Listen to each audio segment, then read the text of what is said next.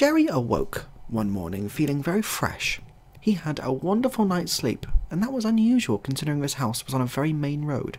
The mainest of roads. Main Road. He picked it so it would seem like he lived somewhere important to potential employers, but he really didn't think of the consequences that would have on his sleeping pattern. He went through his usual routine, for he woke up at 6 a.m. sharp, brushed his teeth for exactly 2 minutes and 4 seconds. He believed that if you aim to brush your teeth for 2 minutes, you're cheating yourself for the first few seconds and the time it takes to get yourself set up.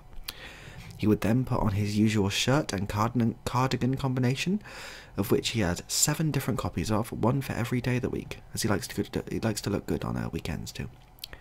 After that, he would have his usual half an apple and half a banana, a very milky coffee, and a handful of muesli, and wait by the phone for the teaching agency to call him to see if they have any jobs for him today. A perfect morning, just like every morning. It was almost 8 o'clock. A bit too late for anyone to call me now, as school would be starting soon, thought Jerry. Perhaps it would be time for me to get on with other activities around the house. Jerry didn't mind too much, as he still gets paid for these days in which he can't get to work. Just as he was about to put on his gardening gloves and have a pop at that pesky hornet's nest in the attic, his phone rang. Yes? Absolutely. Well, I'll be there in 10. Jerry has got himself a job for today. Fantastic. He scribbles down the address and heads on out. 5 minutes down the road, things start to seem a little odd. Hold on, thought Jerry. There aren't any schools in this part of town. He was right. There weren't. What job could they possibly want a teacher for around here? Jerry arrived just on time to the address given, but the agency operator must have made a mistake. There was only an old bus depot here. No school in sight. Silly bitch, muttered Jerry under his breath as he went to find someone to ask for directions to a school nearby.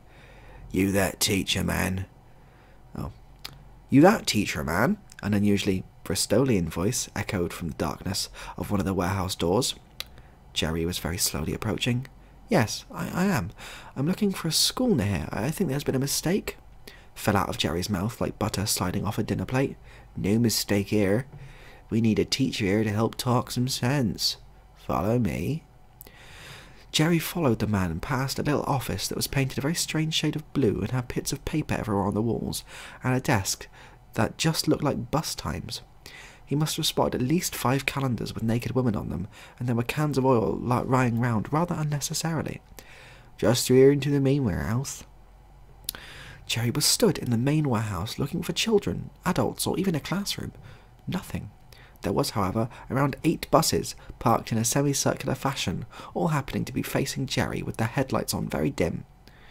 Right, said the man with no confidence, as to imply they had just reached the destination. I need you to talk some sense into these darn buses, they just won't behave. Jerry looked confused.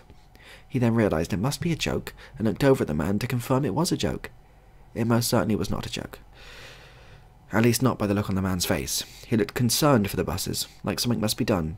I'll see what I can do, Jerry splurted solemnly. The man walked away hopeful, leaving Jerry alone in a very big warehouse with 8 very big empty buses. Okay, Jerry said, trying to test the air, seeing what would happen, but ultimately not too confidently, as he realised that he may as well be talking to himself at this point. There was nothing.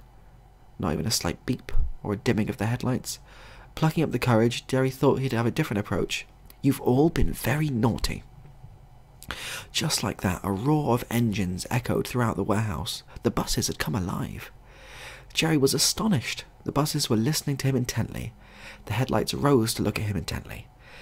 You have to behave, Jerry stated over the sound of the engines, quite unsure of how to educate a group of buses. You're old enough to know better, aren't you? The buses looked at each other, and looked at Jerry, and looked back at each other again. This was what they just needed to hear.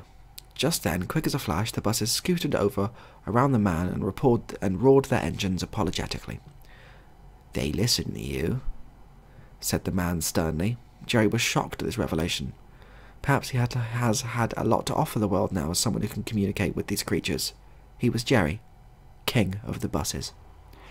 Jerry got up late the next morning. Absolute power corrupts absolutely. Don't be like Jerry. Stay grounded. Even monarchs need routine. that was Teacher Jerry. I hope you enjoyed that little short story.